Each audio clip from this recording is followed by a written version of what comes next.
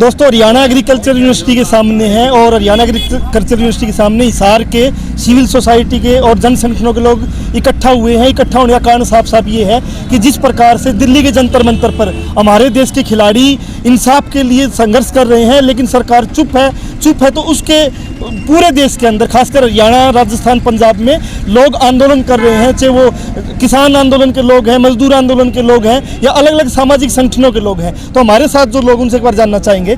नमस्कार अंकल जी, क्या नाम आपका सर?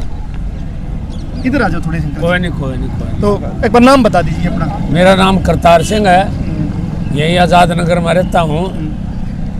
ऐसे हालात देख के महाभारत वाला टाइम याद आ जाता है कि द्रौपदी का चीरहरण होने लग रहा था और सारी जनता चुपचाप बैठी थी। वो वक्त आज के दिन आ रहा है। अगर हम नहीं बोलेंगे तो देश खत्म हो जाएगा। हमने बोलना जरूर शुरू करना चाहिए। इन्हीं बातों के साथ बोलना ही पड़ेगा। तो अरशदीप भी हमारे साथ किसान आंदोलन में रहे हैं। अरशदीप की जब भी कोई आंदोलन होता है सरकार के खिलाफ, कभी तो उनको खालिस्तानी कह देते हैं, कभी उनको माओवादी कह देते हैं। अभी एक आंदोलन हुआ, उसको बोल दिया कि हरियाणा के जाट हैं या हरियाणा के जाट लड़ रहे हैं, अपने उसके कब्जे के लिए लड़ रहे हैं, या अकेले एक अखाड़े के लोग हैं। हरियाणा में भी एक अखाड़े के लोग, एक परिवार के लोग, ऐसी से जो उसमें आप क्या देखते हैं? देखिए, इस सरकार के पास आज के दिन कोई जो है ना देश को बचाने के और विकास का कोई उनके पास एजेंडा नहीं है।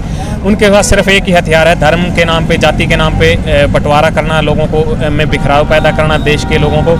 और इसी के सहारे वो शुरू से लेकर अब तक जो उनका पूरा कार्यकाल रहा है यही रहा है कि धर्म के नाम पे बांटना, जाति के नाम पे बांटना। एक जो अंग्रेज़ों की नीति थी, असल में दरअसल फूट डालो राज करो की नीति को अंग्रेज इतना जो धरातल पे लागू नहीं कर पाए जितना इन्होंने उस नीति को लागू किया है। तो ये एक बहुत ही घातक जो इनकी नीतियां हैं, उन घातक नीतियों के कारण आज देश बहुत ही बुरे दौर से गुजर रहा है। इसके लिए सभी देश के लोगों, आम जनता से क्या अपील करना चाहोगे? क्योंकि किसान आंदोलन ने बहुत कोशिशें की तोड़ने की कि वो जात पे धर्म पे टूट जाए, लेकिन वो लोग लड़े हैं। तो अभी क्या बोलोगे इन खिलाड़ियों के बारे में? देखिए, जब जाति के नाम पे लड़ाया जाता है, जब इन लोगों के पास अब खिलाड़ियों के ऊपर जब ये बात आई तो उनको प्रांत के नाम पर, क्षेत्र विशेष के नाम पे, जाति विशेष के नाम पे लड़ाया जाता है। हमारा यही सरकार से निवेदन है कि इस देश को जो विकास के एजेंडे की तरफ ले जाना आपका काम है, ना कि भेदभाव, जातिगत भेदभाव के मुद्दे पर जो है इस देश को बिखराव का आपका मुद्दा है। तो सर क्या नाम है? सर जी नाम रेशम है मेरा। सर मतलब एक आंदोलन चल रहा, जी हरियाणा के लोग खासकर, क्योंकि दिल्ली के नज़दीक है, दिल्ली में भी आंदोलन हो रहे हैं, लोग यहाँ भी आंदोलन कर रहे हैं, तो क्या कहना चाहोगे आप? सर देखो, आंदोलन ये तो आंदोलन जैसे अभी आपने देखा होगा कि शोषण हो रहा है महिलाओं के साथ। बीजेपी के अंदर सारे ही मतलब यही है कि जे आज इसके ऊपर कोई कड़ा कानून बनता है तो मैं नहीं कहता 85% बीजेपी के मंत्री अंदर जाते हैं। और दूसरी बात, जो आज लड़कियां या लड़के रील बना रहे हैं, तुम रील बनाओ बेटा, वो तुम्हारी रील बना देगा। आजकल किसी बच्चे ने पूछा है कि मेरे को एजुकेशन चाहिए, मैं बड़ा होकर डॉक्टर बनूंगा, सभी रील बनाने में बिजी हो रहे हैं। तो इसका मतलब आप रील बनाओ और बीजेपी वाले तुम्हारी रील बनाएंगे जी, रील बनाएंगे। तो राजू भी हमारे साथ है, किसान आंदोलन का चेहरा रहे हैं। राजू, कैसे देखते हो आंदोलन को कि लोगों में अब भी चुप्पी है, उस प्रकार से ना सड़कों पर लोग नहीं आए? 26 तारीख को हम वहाँ जंतर मंतर पे गए थे, 2 ही दिन हुए थे पहलवानों को बैठे हुए, लेकिन वहाँ इतना संपोष नहीं मिल रहा था, बड़े मायूस थे वो। लेकिन हमने जो सांत्वना दी और जो संगठन वहाँ पहुँचने लगे बाद में, तो अब उनको थोड़ा हौसला हुआ है। लेकिन कल रात जैसे उनको बिजली काट दी गई, पानी काट दिया गया और बिस्तर खाने पीने के लिए व्यवस्था को बंद कर दिया गया, उसको देखते हुए प्रोटेस्ट मेरे हिसाब से लंबा जाना चाहिए। और मैं तो ये कहता हूँ युवा साथियों को और खासकर हमारी बहनों को, बच्चों को आगे आना चाहिए, क्योंकि उनके भविष्य की लड़ाई है। तो सर मैं एक और पूछ रहा हूँ राजू कि जैसे सरकार चाहती है कि हरियाणा के जाटों का आंदोलन है, बोल रही है कहीं ना कहीं इनडायरेक्ट, लेकिन नीरज चोपड़ा ओलंपियन है वो भी बोले हैं, गूंगा पहलवान जो वीरेंद्र यादव है वो भी इसके ऊपर बोले हैं कि क्या कर रही सरकार इनको? सर, पहलवान की कोई जाति नहीं होती, पहलवान सभी वर्ग का होता है। अगर वो जब मेडल जीत के लाते हैं ना तो हमें गर्व होता है, हमारे इंडिया का पहलवान जीत के लेके आया है।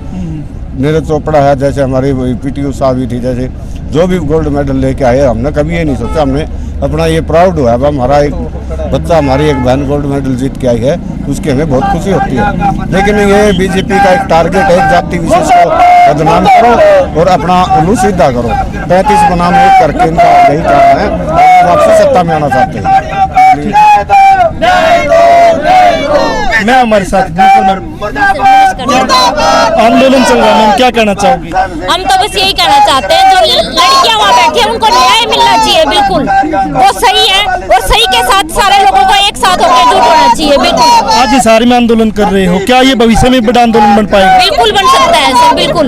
जब तक उनको न्याय नहीं मिलेगा हम और भी लेडीज को हर जगह जाके उनके खिलाफ आवाज उठाएंगे, सरकार के खिलाफ। तो मैम भी हमारे साथ इनसे भी एक बार जान सकते हैं। नमस्कार मैम। मैम लगातार एक आंदोलन चल रहा है, चाहे किसानों का, कभी मजदूरों का, कभी महिलाएं आंदोलन कर रही है, अभी खिलाड़ी भी कर रही हैं, तो कैसे देखते हैं? सबसे पहले तो जी मैं आपके चैनल को नमस्कार करना चाहूँगी, सभी दर्शकों का धन्यवाद करना चाहूँगी। और ये मतलब महिलाओं के लिए क्या नाम दूँ, बहुत ही विडम्बना और बहुत ही शर्म की बात है कि जो महिलाएं चुन के संसद में जा रही है, एमएलए मंत्री बन रही है, वो एक बयान भी नहीं दे सकती भी इनकी निष्पक्ष जांच होनी चाहिए। उन महिलाओं के लिए मतलब वो महिलाओं पे कलंक है। इन महिला खिलाड़ियों को न्याय मिलना चाहिए जी। ऐसी औरतें भी अब हम मतलब वो ब्रिजभूषण को गिरफ्तार करना ही करना चाहिए जी, और उसको अपने आप ही इस्तीफा दे देना चाहिए था जी। अब मैम सरकार तो कह रही बेटी बचाओ बेटी पढ़ाओ, लेकिन ये ब्रिजभूषण के पक्ष में कैसे खड़ी है?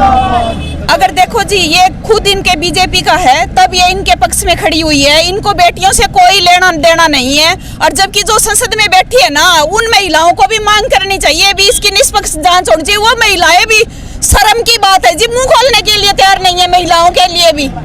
तो हम ये बताना चाहते हैं कि जैसे जैसे मसले हुए हैं, ये बीजेपी की जो सरकार रही हैं, आपको याद होगा कठुआ के अंदर एक लड़की का रेप हुआ था, रेपिस्ट जो लोग थे उनके पक्ष में तिरंगा यात्राएं लोगों ने निकाली थी। ऐसे ही सेंगर जो मंत्री था उसके पक्ष में यात्राएं ये निकालते रहे।